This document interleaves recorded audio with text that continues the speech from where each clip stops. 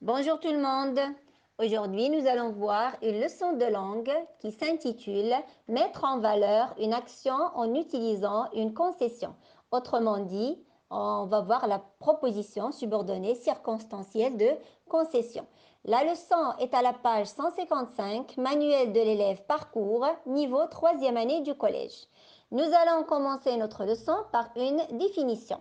Qu'est-ce qu'une proposition subordonnée circonstancielle de concession? La subordonnée de concession, appelée aussi concessive, est une proposition qui assume la fonction de complément circonstanciel de concession du verbe principal dont elle dépend. On va détailler un petit peu cette définition, ou bien on va la compléter si vous voulez. Donc la subordonnée de concession, qu'est-ce qu'elle marque? Elle marque une opposition avec le fait exprimé par la principale. Elle marque une opposition avec le fait exprimé par la principale. Exemple, je sortirai quoi qu'il pleuve. Je sortirai quoi qu'il pleuve. Normalement, il ne fait pas un beau temps, il pleut, je reste à la maison. Mais là, on a un fait opposé dans la subordonnée. Quel est ce fait opposé? C'est quoi qu'il pleuve, je sortirai. Donc, les deux actions ou bien les deux propositions ne sont pas, si vous voulez, ne sont pas d'accord. Ils sont en contradiction. C'est pour cela qu'on a dit, elle marque une opposition avec le fait exprimé par la principale. Puisqu'il fait un mauvais temps, puisqu'il pleut, la norme c'est que je dois rester à la maison. Je ne dois pas sortir. Mais avec la concession, c'est le contraire qui se réalise. Donc, elle marque une opposition avec le fait exprimé par la principale. Quelle fonction occupe-t-elle? Elle occupe toujours, et je souligne toujours, la fonction de complément circonstanciel de concession du verbe de la principale. Toujours avec le même exemple, je sortirai quoi qu'il pleuve. Quoi qu'il pleuve est la subordonnée de concession. Quelle est sa fonction? Sa fonction est complément circonstanciel de concession. Qu'est-ce qu'elle exprime? La concession exprime une contradiction entre deux faits dépendants l'un de l'autre, comme je viens d'expliquer dans le premier exemple. Je vais illustrer cela avec un autre exemple. Bien que Mina soit fatiguée, elle continue à travailler. Bien que Mina soit fatiguée, elle continue à travailler. Ici, nous avons deux propositions, la proposition A et la proposition B. La proposition A, bien que Mina soit fatiguée. La proposition B, elle continue à travailler. Donc, le fait exprimé par la proposition A est opposé au fait exprimé par la proposition B et devrait logiquement empêcher l'existence de B. Mina étant fatiguée, elle ne devrait pas continuer à travailler. Pourtant, elle le fait. Normalement, elle doit se reposer, prendre une pause, arrêter le travail. Mais avec la concession, c'est tout à fait le contraire qui se produit. Mina est fatiguée, malgré cette fatigue, malgré les efforts qu'elle vient de faire, elle continue son travail, elle continue à travailler. Donc, les deux faits sont opposés. Les deux faits sont opposés. Je répète, le fait exprimé par la proposition A est opposé au fait exprimé par la proposition B et devrait logiquement empêcher l'existence de B. Mais là, cela ne se réalise pas. Pourquoi? Parce que Mina continue toujours son travail. La cause n'a donc pas lieu, ou bien la cause n'a donc pas l'effet attendu. Et là, un effet contradictoire, c'est le fait que Mina continue son travail au lieu de s'arrêter. Donc, l'effet des propositions A et B sont dès lors opposées et contradictoires. La proposition A exprime bien une concession. Voilà donc, si vous voulez, ce qu'exprime la concession à travers ces deux faits opposés.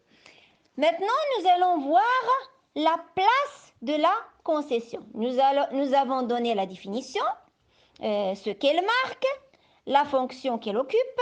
On va passer à la place. Mais avant de passer à la place, je veux vous dire aussi que la concession joue le même rôle qu'un nom ou qu'un groupe nominal circonstanciel, si vous voulez, complément circonstanciel de concession. Je vais illustrer cela avec un exemple. Je sortirai, avec toujours le même exemple de départ, je sortirai quoi qu'il pleuve. Je sortirai quoi qu'il pleuve.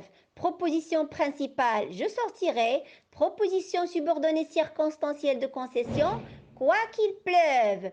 Cette proposition subordonnée de concession, quoi qu'il pleuve, hein, dans la phrase 1, dans la première phrase, elle peut se transformer en un groupe nominal. Je sortirai malgré la pluie. Donc, elle joue le même rôle qu'un nom ou qu'un groupe, un groupe nominal complément circonstanciel de concession. C'est ce qu'on a dit au début.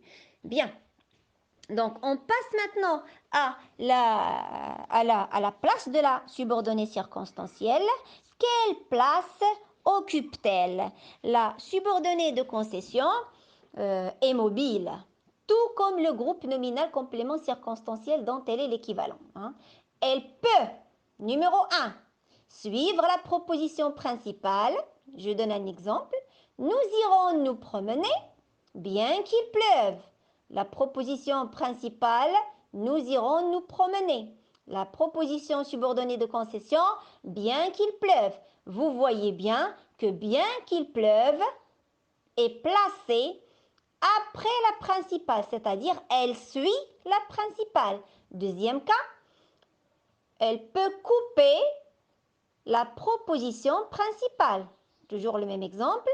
Nous irons, bien qu'il pleuve, nous promener. Vous voyez bien que la proposition subordonnée de concession est placée au milieu de la principale. Elle l'a coupée en deux et il s'est placé juste au milieu, entre nous irons et nous promener. Donc, c'est le deuxième cas lorsqu'elle coupe la proposition principale. Troisième cas, précéder la proposition principale. Et là, c'est un cas qu'on rencontre énormément avec plusieurs moyens linguistiques. Précéder la proposition principale. Qu'est-ce que ça veut dire? C'est-à-dire qu'elle se place avant la proposition principale. Bien qu'il pleuve, nous irons nous promener. Donc, regardez, la proposition principale qui normalement devait se placer au début est placée en deuxième lieu et la proposition subordonnée de concession, par contre, est placée au début, c'est-à-dire est placée avant ou bien est placée ou bien a précédé la proposition principale. Voilà donc les places de la subordonnée circonstancielle de concession. Soit elle suit la principale, soit elle la coupe en deux et se place au milieu, soit elle la précède. Bien, maintenant on va passer à la troisième partie de la leçon, ou bien au troisième point, les modes et les moyens de la proposition subordonnée circonstancielle de la concession. Donc, tout en parlant bien sûr des outils subordonnants et moyens linguistiques qui peuvent l'introduire. La subordonnée circonstancielle de concession est, si vous voulez, exprimée à travers trois modes. On peut la trouver avec le mode indicatif, et je fais un rappel des valeurs. Le mode indicatif est un mode qui exprime la certitude, l'action, on est sûr de la réalisation de l'action. Ou bien avec le mode conditionnel, le fait n'est pas toujours certain. La réalisation des faits est incertaine. C'est un mode qui exprime le doute et l'incertitude. Ou bien avec le subjonctif, et c'est le mode de l'éventualité.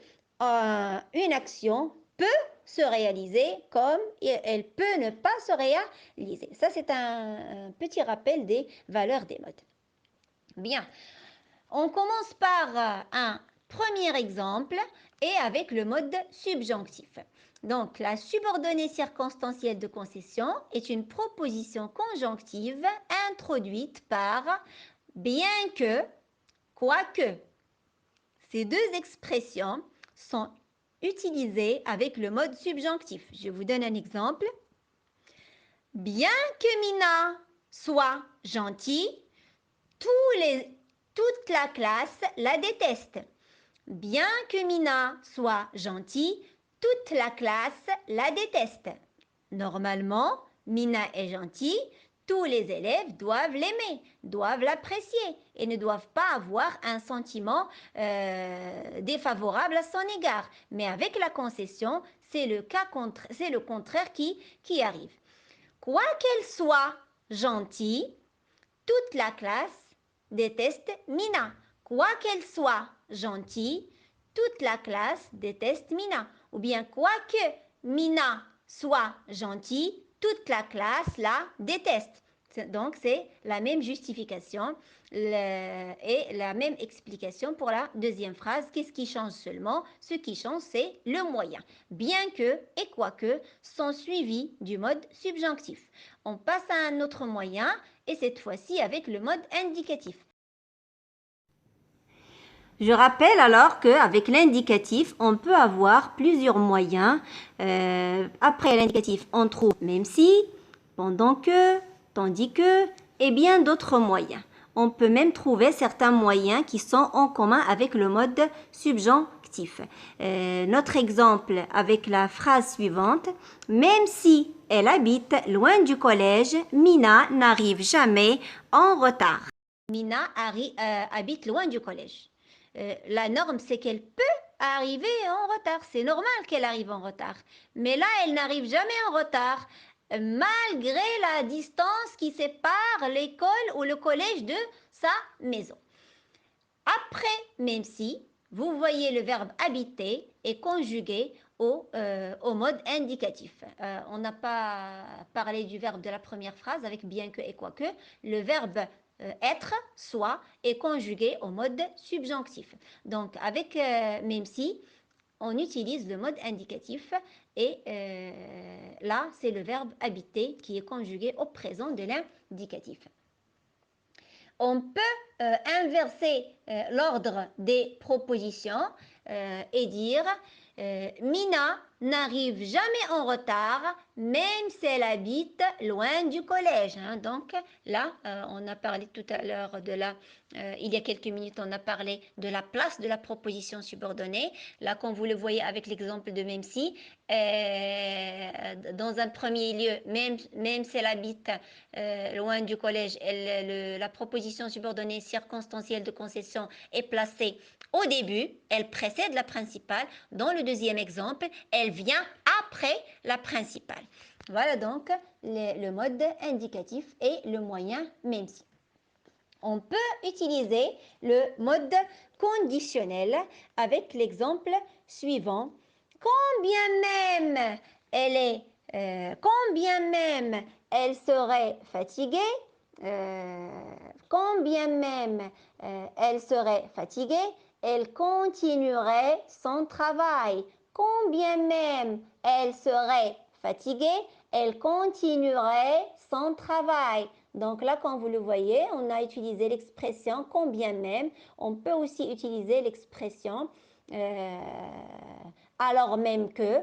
Elle peut aussi introduire le mode conditionnel. Donc là, quand vous le voyez, on utilise le conditionnel avec l'expression combien même. Là, le verbe utilisé au conditionnel, c'est le verbe être. Voilà donc les moyens et les modes qui peuvent introduire la subordonnée de concession. Mais il y a un autre moyen. La subordonnée circonstancielle de concession peut être également introduite par malgré, en dépit de. Et ces deux moyens sont suivis d'un groupe nominal. Je donne un exemple.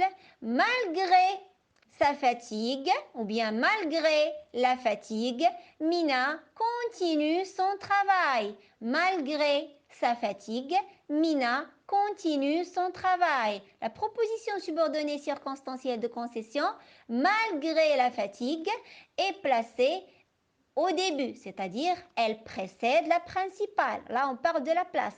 Le moyen utilisé est malgré et elle est suivi d'un groupe nominal, la fatigue. C'est le groupe nominal. On peut aussi utiliser en dépit. En dépit de sa gentillesse, toute la classe déteste Mina. En dépit de sa gentillesse, toute la classe la déteste. Donc là, en dépit de, c'est le moyen. Sa gentillesse, c'est le groupe nominal. Et la subordonnée ou la circonstance exprimée est la concession. Voilà donc la leçon de la concession avec sa définition, sa place, ses modes et ses moyens linguistiques qui nous permettent de l'exprimer. Notre leçon est terminée et à la prochaine.